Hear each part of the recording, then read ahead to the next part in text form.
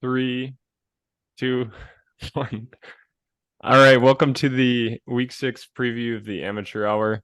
Today we have David as usual. We are also joined by the myth and the legend, Evan Kotchevar from California at 7:30 a.m. Thank you for coming on. Tell Yeah, us a thanks little for bit having about me. yourself and tell us the secrets to winning, because I think that's what everyone's curious about.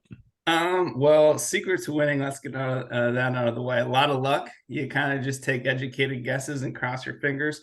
All these games in the NFL end up being a lot closer than they reasonably should be. It seems like every single week you can basically just about every single game is a one-score game in the fourth quarter, and you're looking at potential backdoor covers or whatever happens in the last 5 minutes of the game really determines whether or not you cover or not. But a little bit about myself: I live in Southern California now, but also a Drake student from the Midwest. So happy to be on the podcast. Big NFL fan and huge Vikings fan. If you can see my gear, I didn't want to Nice. leave. I didn't want to leave anything up for interpretation. We might be 1-4, but Kirk Cousins would look really good in New York, and Drake May would really look good in purple. So let's have at it, boys. Everyone in the league that didn't know you thought you were an AI robot. So it's good that you're Oh, coming on and showing them that you're real. yeah. I'm on a heater right now.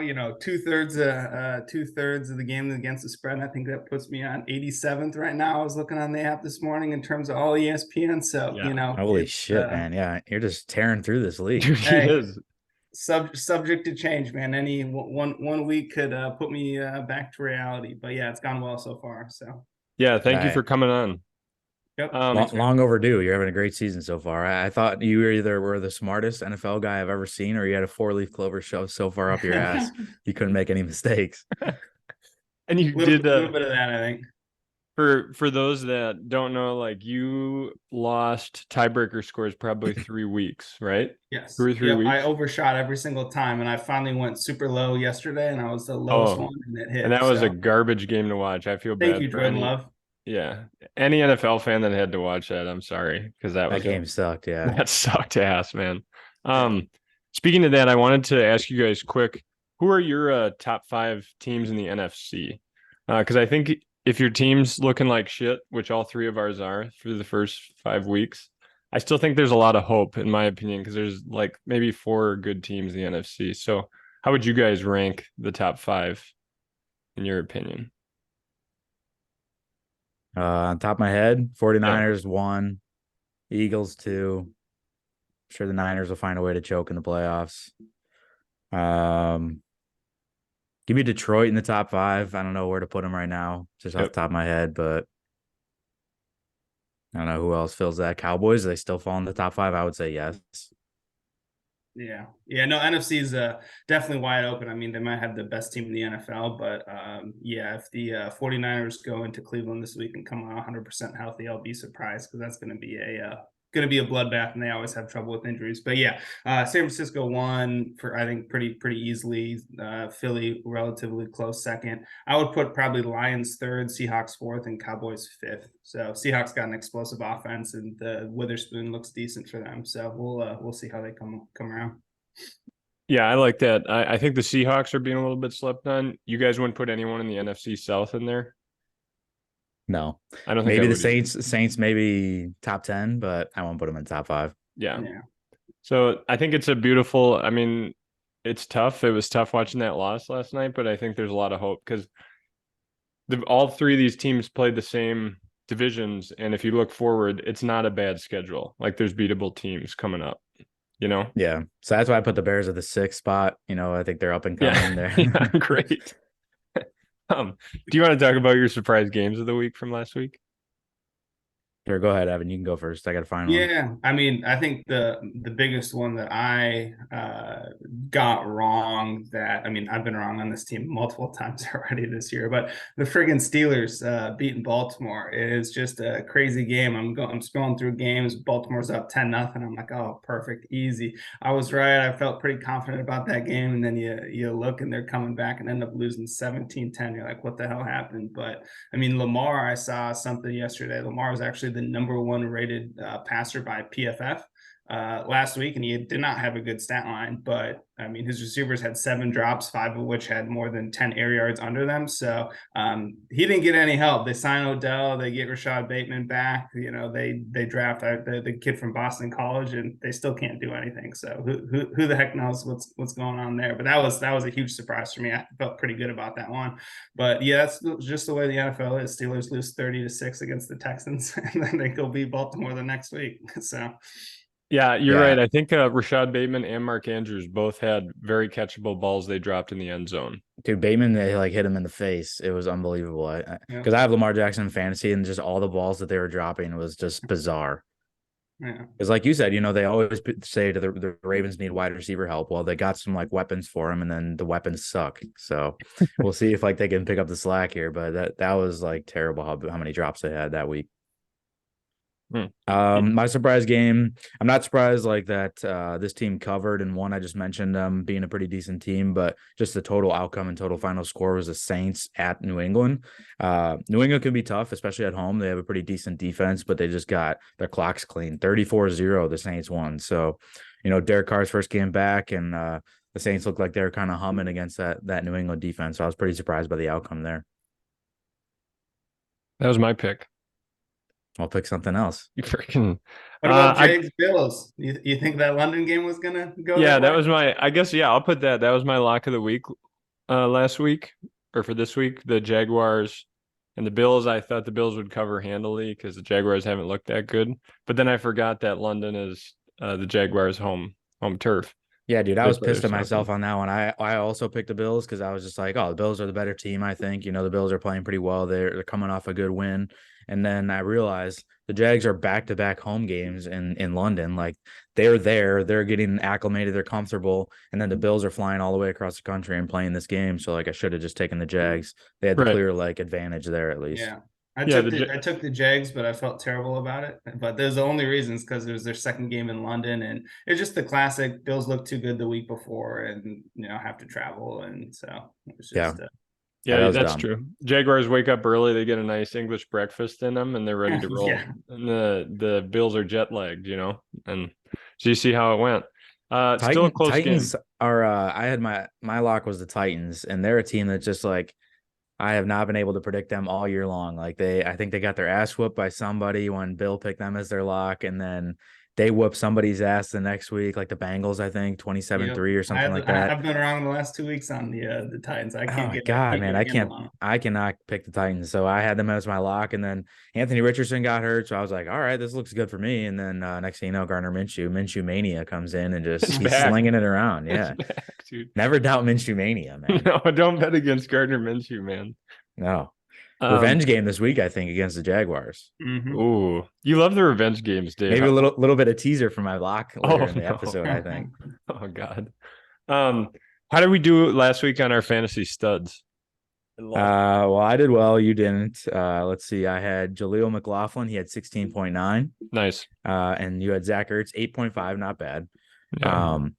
And then who do we have? Bo said Lions running backs. He picked Jahmyr Gibbs was the number one guy. He was out, so he had a goose egg. So I gave him the next best. Montgomery had 22.9, so that was a good pick. That's really good. So I gave you the turd of the week just because Zach Ertz didn't do very well, so you deserve that one. But hey, great job on the pick 'em, John. That should be mentioned that you I think tied for first or with total points scored. I got to get the money out, so my apologies on that. I'm gonna Venmo that after this. $100. I want this to be known. It's recording right now. Yeah, I'm gonna Venmo it right after this. But yeah, I got fifth. I mean, what I did is I lost those first 2 games. I picked the Thursday night game incorrectly. Oh no, I just picked that one incorrectly, and then I switched all my picks. I just flipped everything, and that's worked how I ended up. Yeah, you would have been shit this week, dude. Yeah, you can. You would have been in Nirvana territory. Yeah, I know. My initial reactions to these games is wrong. So I think I'm just going to start doing that. Well, Evan, I think I saw you miss the Thursday night and the Monday night. But you still ended up finishing first, so that's impressive. Yeah, Jordan Love let me down, and apparently Justin Fields can play football, so I don't know what the heck was going on. I felt decent about that, but I don't know that Sam Howell should be favored by 6.5 against anyone, although he did play all right, but I don't know. The Bears have a little life, and Eberflus was coaching for his job, so good for them. Yeah, let's cover that because everyone's overreactionary in the NFL and in the world period today. We had talked about 2 episodes ago, Dave, that is Justin Fields going to be gone? Are they going to draft a quarterback? And it wasn't just us, it was everyone. He comes out against the Broncos and almost beats the Broncos, except they probably poor play calling in the second half. And then he just him and DJ Moore ball out against the Commanders. How are you feeling on Justin Fields? I mean, you can look back at the clips, look back at the recordings. I stand with Justin Fields. I continue to stand with Justin Fields. Yeah. I think it's going to be really hard to pass up like a prospect like Caleb Williams if that comes to us. Like if the Panthers finish dead last, or if we happen to finish dead last, that's going to be a really tough decision no matter how good Justin Fields does. But I think that, you know, he would like Bo mentioned, he would be a huge like trade candidate where you can get a haul for him if that, you know, if it comes to it. So if Justin Fields performs well, you can either end up trading Justin Fields, which would make me sad, but the potential of Caleb Williams is exciting. But you know, it's kind of a win-win, I think, where the Bears stand right now. It's like either Justin Fields does really well and you ride with him going forward and you pick some other prospects like Marvin Harrison Jr. and like Olu from Penn State, the offensive tackle, or, you know, he doesn't do very well. The Bears kind of tank, the Panthers suck, and then you pick Caleb Williams and kind of start over fresh with a new quarterback. So we'll see what happens, but I'm standing with Justin Fields, you know, through thick and thin for sure. Evan, how are you feeling 5 weeks into the season? What's your overall? About the Vikings or about yeah. what? Oh yeah, I mean Your Justin Jefferson analysis just went on IR. A team doesn't look all that great, and I think like I said in the open, I think Kirk Cousins would look great as a New York Jet. We can tank and try to position ourselves for one of the best quarterback drafts in recent memory. So, I mean, the biggest cheat code you get in the NFL is really getting a top tier quarterback on a rookie contract. Kind of see that in San Francisco, although Brock Purdy's not a top tier quarterback, but he's well above average, and they're able to put a great team around him because he's so cheap. I forget the exact stat, but the highest percentage of cap hit for quarterback to win a Super Bowl is pretty low relatively. So a lot of these high paid quarterbacks, there really isn't any history of them winning a Super Bowl just because of the fact of the salary cap. So yeah, just positioning ourselves for one of the cheap young potential stud quarterbacks. I mean, we have two good tackles, obviously a great receiver in Jefferson, and one that looks pretty good in Addison. Hawkinson's locked up now too, which the way the season started, you know, Vikings fans are a little bit upset with the way that contract shook out, but I think he'll be fine. But I got to reload the defense, get a young quarterback, and that's kind of the best path forward if you're actually trying to get championship equity and not sit around, you know, 9-8, 7-10, whatever it may be, right? So yeah, I agree with that. I was looking at after Jordan Love shit the bed, I was like comparing it to Rodgers, how his first season went.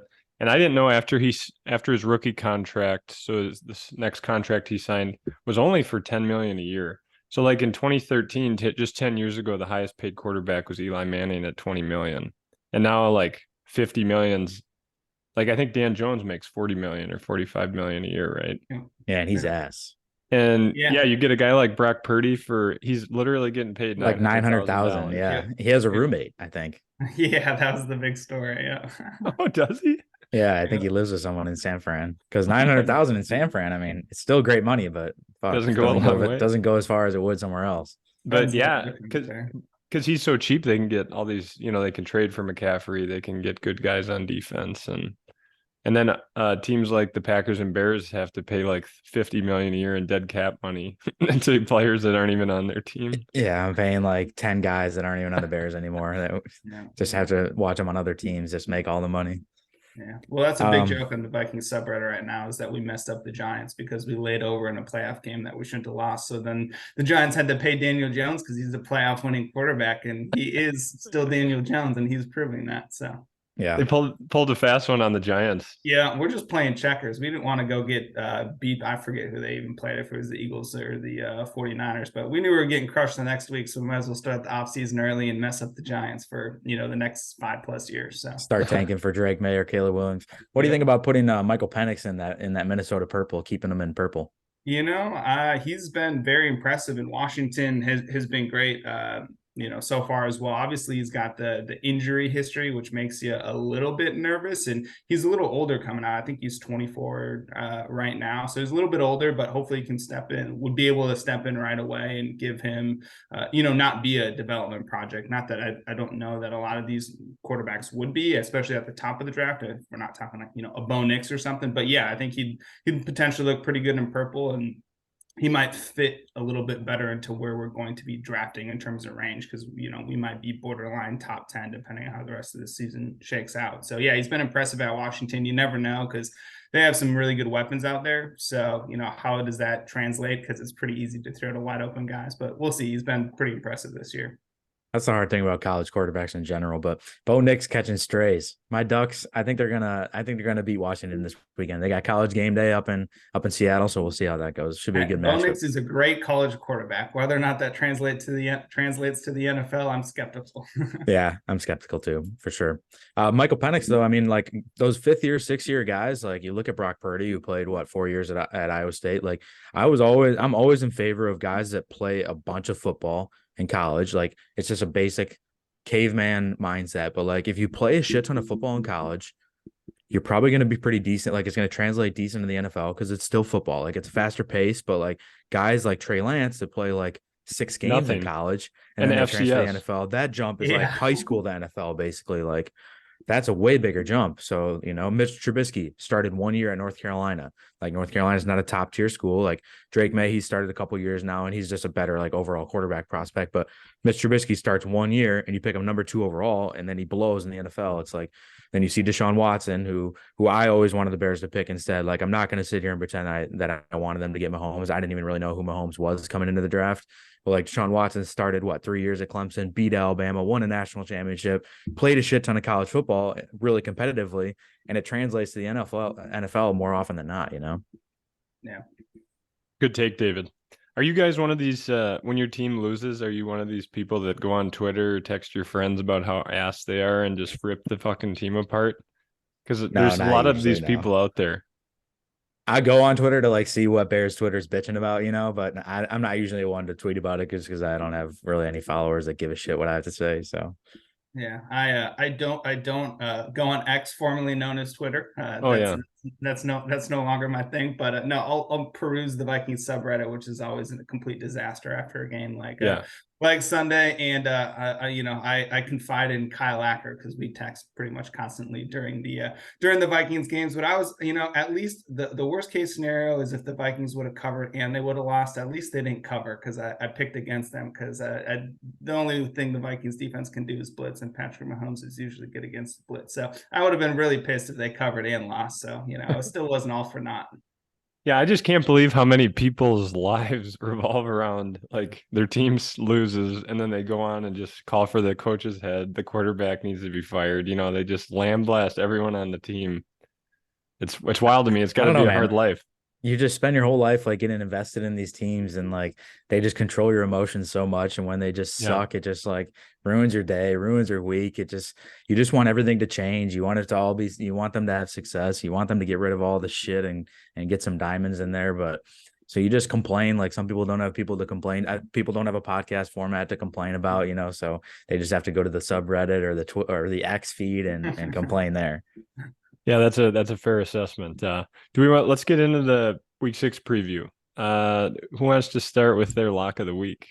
I think Evan's got to start. The guest gets to go first. Guest first. Perfect. I have the Philadelphia Eagles going on the road to cover 6.5. So I don't want to give out, too many of my picks, because I have one other one I like pretty good. But yeah, I mean, I think the Eagles haven't looked quite up to par this year. I mean, obviously still undefeated, but haven't looked as good as you would have thought after coming off the dominant season last year and going to the Super Bowl. But Elijah Vera Tucker, best Jets offensive lineman, ruled out for the season, torn Achilles. Must be a thing there for the Jets, but they were already going to have trouble blocking the Philadelphia Eagles / Georgia Bulldog defensive line. So with that, I mean, I think Zach Wilson, last time I checked, is still the quarterback of the New York Jets. So feel pretty good about the Eagles covering a touchdown there. I'm surprised it's not like 7.5 or something, just to get the touchdown equity out of there. Yeah, some of Yeah. these lines you look at and you're like, is something secret going on that we're not aware of as the public, right? Yeah, that one's gonna move, I think. I mean, that's the thing, even with the league that we're in. I don't know exactly what time the lines lock, but the lines lock, and a lot of times they'll move a point or two before like game time. The Vikings game was a good example of that. It opened at like 5.5, and it was at like 3 or 3.5 by game time. So I mean, they still covered the 5.5, but that's just a good example of one that moved. Yeah, I think these lock at like Tuesday afternoon. It's like Tuesday at 1 o'clock or something like that. Yeah. So yeah, you can get a little bit of an edge if you follow, DraftKings Sportsbook or something and watch how they move. Dave? Yeah, hinted at this earlier. I'm gonna go Indianapolis Colts +4 at Jacksonville. We're gonna see what happens. I was looking at the board. I didn't really like any of the games, honestly. So I was loving Jacksonville at first glance. And before I could write it down on my notes app, I realized this is a revenge game. This is a Gardner Minshew revenge game. Going back to Jacksonville to play there, he's going to have a whole week to prepare. He's not being just thrown into the offense. He's gonna have a week to prepare. I like the +4. I think Jacksonville still wins the game, but I think the Colts can cover. They've been tough. Good pick. I'm gonna take more a conspiracy theory route. Broncos are +10.5 at the Chiefs. And I think the theory is here that all the Taylor Swift fans are going to bet on the Chiefs to cover that, and the Broncos will get a backdoor cover in garbage time, and Patrick Mahomes probably won't even be in because he'll be on the bench, and they'll end up losing by like 9 points. Is Taylor Swift going to make a trip to Kansas City and be there at this one? Did I have to look at her stupid face the entire game? Yeah, likely she will. So just get ready for that on your Thursday night to be Taylor Swift night. I don't think I'm going to watch. Especially if she's there. Russell Wilson's last start in Denver? He's getting to that point. I think they're going to have to start tanking for one of those quarterback prospects. Yeah.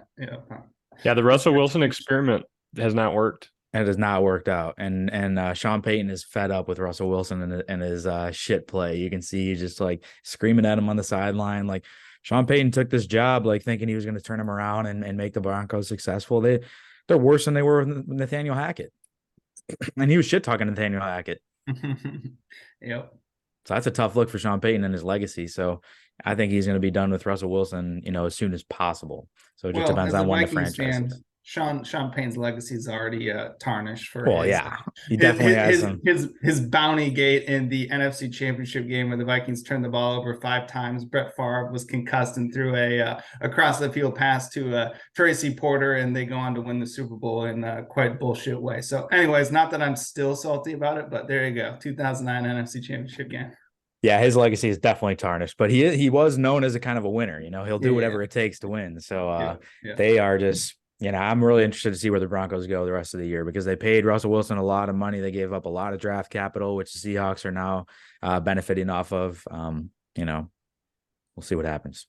Maybe it's just being a normal person, but I enjoy watching these highly touted head coaches go to these NFL teams and just suck complete ass. John Gruden, who was the guy that went to the Jaguars before this? Urban Meyer. Urban Meyer. And they just suck cock, and it's hilarious to watch, because everyone thinks they're going to be so wonderful.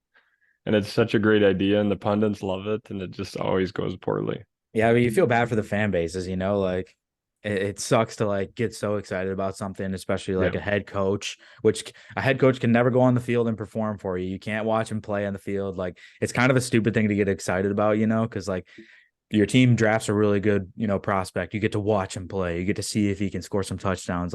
Sean Payton ain't running any touchdowns in anytime soon for you. So it's you get excited about this coach prospect bringing glory to your team or your school, and then they just suck and shit the bed. It's such a disappointment. Then you just got to reset the whole thing over. The Bears are going to do that probably with Eberflus. So it's just the clock just resets. You got to build the system back up, get his players in there. It's it's a never ending cycle of doom. What do you think about Kevin O'Connell, Evan? Are you a Kevin O'Connell guy?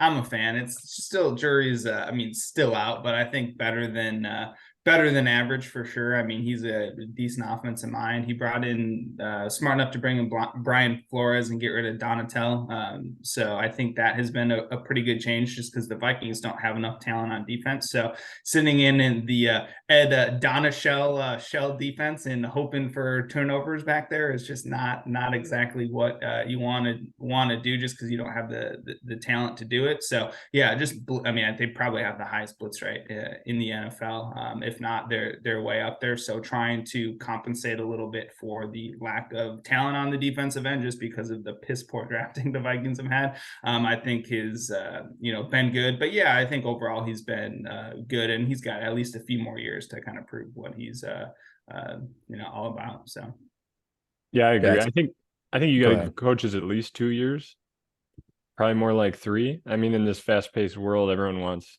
instant success, but I mean, I don't know about you guys. I'm more of a personnel guy. I think like if the GM puts a lot of great players on the field, like I don't necessarily think that Eagles head coach is that wonderful. But they just have such a talented offensive and defensive line and a lot of other, skills players, other great stars on defense. It's just like they can do it. They're grown ass men. You know what I mean? yeah. Yeah. Well, no, it's just interesting. I mean, if you look at the two best teams in the NFC, the 49ers and Eagles, where are they the most dominant? It's the offensive and defensive lines. And so, I mean, it's not the sexy pick or the sexy free agent signing, but get some big boys up front that can move people or get after the quarterback. I mean, really compensates for a lot of other positions. I mean, take a look at even like the Colts this past week. They pay Jonathan Taylor, and Zach Moss has a Jonathan Taylor-esque performance. It's like, well, we're now paying Jonathan Taylor $14 million a year when we have Zach Moss that we could pay $1 million a year and get what 70% of the production. So it's not a great look for the running back position. Just I mean, that's obviously just one game, but it's still not a great look for paying running back. So. What a stupid situation that the Colts, did with that, how they handled that whole thing. Like they refused to pay him at first because they were like, yeah, your running backs are replaceable. We're not going to pay you. They piss him off. They put him on the PUP list for the first 4 weeks. And then Zach Moss is, like you said, a good running back. He's doing a good job for the first 4 weeks, plus when Jonathan Taylor comes back. So give him 5 weeks of good running back play. You're paying him almost nothing. Then you pay Jonathan Taylor, and then you still let Zach Moss kind of feast off of him. So you're further proving yourself wrong, and you already pissed off Jonathan Taylor. So it's like they handle that. They couldn't have handled that situation any worse. Yeah, I agree. Yeah, sounds like Jim Irsay to me. Yeah, Jim Irsay was too busy thinking about flying that whale across the country. Yeah, exactly. Remember that story for the last 6 weeks? Who do you guys have as your fantasy studs for week 6? So this one is, I have a obvious pick, a homer pick, and then a kind of sleeper pick. So the obvious pick, I think, is Raheem Mostert. I mean, they're favored by 13.5 this week. So you figure game script is going to be in their favor running the football. I think the only thing the Dolphins are trying to do is get a win and get out without any injuries. And Devon Achane has a knee injury and is going to be out a few weeks. So he's going to be probably the bell cow back. And so in that offense, they're going to put up a lot of points, and so I would think that he has a decent day. Another one in terms of opportunity with Justin Jefferson going on IR. I mean, Jordan Addison has been pretty good this year, and they're going against the putrid Bears defense there, David, this week. So that game could have a decent amount of points, and Addison stepping into kind of wide receiver one. I mean, fantasy sports is as much about opportunity as it is talent. And then one. A little more of a sleeper, I think Jerick McKinnon, had a great year last year, but the Chiefs will probably put up a decent amount of points against probably the worst defense in the NFL, the Broncos on Thursday night. So look for him to get in the end zone once, maybe twice. You never know. All right, so who do you want to pick as your number one pick here? Number Mostert? One. Okay, sorry, I forgot. I gotta. You're okay. You just gotta settle with one. I gotta avoid the turd. All right. Well, Mostert's too obvious, so let's go with Jerick McKinnon, the 40th I like that ranked running back on ESPN right now. So look for him to have a top 20 week. Love it. That's a good sleeper pick, Dave. Yeah, this could end up with a goose egg, but I'm going to go off on a limb here, and I'm going to say Dante Foreman for the Chicago Bears. Hasn't really done shit all year long, but Khalil Herbert's out for multiple weeks. Roshan Johnson is in concussion protocol. He'll probably be okay by game time because they had that 10-day, Thursday to Sunday layoff. But I still think they give Dante Foreman some love here. They paid him like $2 million in the offseason for a 1-year deal. So I'm hoping that we can see what he can do for the offense. Hoping that he can maybe punch in a touchdown or two. We'll see what happens. He was good last year for the Panthers too. So yeah, he had a good year especially after McCaffrey got traded. Yep. Good pick. I'll keep the running back train going. I'm going to have Emari Demarcado. He's the running back at the Cardinals, a rookie. Who's the running back that went down James there? Conner. James Conner went down. He had a nice game, not great, 12 or 13 points. I think they do play the Rams, so it'll probably be a close game or they'll get blown out. And I think he just catches a lot of passes. I don't think that they're gonna blow out the Rams and run the ball down their throat. I think he'll just be a dump off a lot. So that is my pick. We got about doing honesty hour. I definitely put in a waiver claim after you texted in the chat that was going to be your sleeper pick. So yeah, he's on waivers. I think right now in some leagues. So I've never even heard of him. I just looked up where he went to college. Saddleback College. I don't even know what the hell that great is. university, dude. That's like Kaplan College, dude. Those online commercials that they have. Is that the same place as like Cole Strange? He was like, I don't know. That's what I never even heard of it. But hey, I would be doing myself nobody, and I mean nobody gives a shit about other people's fantasy teams, but I would be doing myself a disservice if I didn't shout out my team this week. Justin Fields 33, Josh Jacobs 17, Travis Etienne 35, DJ Moore 45, Jamar Chase 45, Dallas Goedert 21. Jaleel McLaughlin, I started him. He was my lock. I backed him. 16.4. Kamai Fairbairn, 15. Jets defense, 18. 245 points in a half PPR league. It set our league record. That's crazy. Shit. That's about as good as a week as you're going to have. I had DJ Moore and lost him in the league, so that's how my fantasy week went. No. Hey, we got 5.5 minutes left. Let's end it on a preview. We'll let Evan go first. Tell us what you expect to happen in this Bears-Vikings game and who you think the star of the game will be. And then we'll give you about 3 minutes, and then we'll have Dave finish it up. What will happen in the Vikings game? Well, maybe a crash back down to earth for Justin Fields a little bit. Looked good the last couple weeks, and we got the blitz heavy Vikings coming into town. So I think that could prove a little difficult for him. And then I think the Vikings are going to put up points. The offensive line has actually been pretty good for the Vikings this year, surprisingly, because it's been a weak spot for them, especially on the interior, but pretty good week for them last week. It was really the skill position players that let them down. So I think the Vikings will definitely be able to move the ball even without Justin Jefferson against that Bears defense. And I mean, I think the fantasy stud or the stud, I think it's going to be Jordan Addison. I mean, he's already had some big plays this week. His role is definitely going to be expanded with Jefferson out. KJ Osborne, who was kind of the wide receiver too before they drafted Addison, has really not had that good of a year. It hasn't popped like a lot of Vikings fans expected. So I think Addison is definitely squarely in wide receiver one position and should have a good week. So confident. Evan's confident going in. Not to give away all my picks, but Vikings cover. All right, David, you got 4 minutes. I think it is a scary line. What did they open it up at? Like 2.5? Vikings like minus 2.5. Yeah, I think I probably favor the Vikings covering there, but I think the Bears perform better than a lot of people expect. The Vikings haven't been doing as well as as Vikings fans would hope, but they've lost a couple close games where the Bears were getting kind of blown out in the first few weeks of the year, but they're kind of turning things around. Morale has kind of flipped a little bit.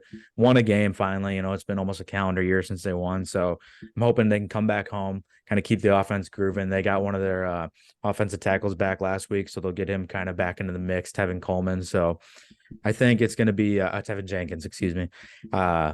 They're going to have a little bit more protection. So hopefully that, pass rush heavy Vikings defense can be held up a little bit by the Bears kind of crackable offensive line. And then my fantasy stud's got to be Dante Foreman. I'm backing him this week. I'm going to start him in fantasy just to show him a man of my word, and we'll see what happens there. But I feel good going back to Soldier Field. I think after that horrific performance against the Broncos in the second half, they're going to have a chip on their shoulder, hopefully come out and punch the Vikings in the mouth and hopefully get a win. And your star is Deontay Foreman. You freeze? Did I freeze? You're back. Yeah, Dante Foreman is my stud. Yeah. Okay. All right. Any last minute thoughts for week 6? How do you feel with the Packers on a bye, John? Is that kind of disappointing? My wife and I are going on a cruise to Europe. So oh shit, it doesn't really bother me. Is that your honeymoon? No, you went to Vegas for your honeymoon. So that being said, we won't be able to do this next week, Dave, because I'll be on a boat. All right, I'll do a solo podcast episode. Hey, they got Wi-Fi on those things now. Don't make excuses. Yeah, I guess you're right. You should have a drink with an umbrella in it and be sitting in the Mediterranean doing the podcast. What more could you want out of life? Yeah, maybe I'll see. Download the Zoom app on your phone and we'll figure something out. All right. And then Packers. I mean, it's a kind of a rebuild. So it sucks that they have already a bye. In the R word for you guys. Rebuild. I mean, Jordan Love has one bad week on Monday Night Football. It's like I've been watching Kirk Cousins in primetime games for the last 5 years. You have one bad friggin' Jordan Love performance. You're already saying the R word. Like, that's Packer fans are spoiled to the fucking gills. Yeah, that's Packer fans. They're scumbags. They're just used to winning and dominating the NFC North, and now they're a mediocre team and they're screaming rebuild. I think we're mediocre though. Hall of Famer. Let's kick him to the curb. You got David over here backing his boy Justin Fields, and Opheim over here is throwing Jordan Love to the wolves. It's I'm a Packer fan, Evan. Being bullshit right here. Those are Packer fans. Yep. No, he's got to develop. He needs time. I'm a big Jordan Love guy. I'll back him till the bitter end, but he's got to have more games under his belt, like you just saw, just bad decisions. 3 more years on the bench to sit behind someone, then he'll be ready. Give him 3 more. 3 wasn't enough. Give him 3 more. 3 more, just to really make sure he's the guy. Yeah. No, here's the problem, John. And I'm a Bears 60 fan. seconds. I want the Packers to be terrible and lose. They're young. They're young on defense, especially young on offense. Look at their wide receivers. They're like a collective, 24 years old, average age, probably like first, second year players. They have some talent there. They just need some time to develop. Luke Musgrave, they just drafted him. That's another young guy. Like Jordan Love is his first year playing. Give him some time. All right. I'm hopeful. I'm just saying, I don't expect them. You said the R word. You said rebuild. Yeah. That's a small one, just a tiny one. They're in the process, dude. Jair Alexander did a great job on Devontae Adams last night, by the way. I hate Jair Alexander, but he kind of locked him up. He did, yeah. That one play with Preston Smith guarding Devontae Adams. Yeah, that's who needs to go is Joe Barry. That was hilarious. Gone. That's a crime. Yeah, that was laughable. Thank you guys for coming on. Evan, great week again. We'll probably see you on here again. So just keep it up, buddy. All right. Thank you guys. Bye.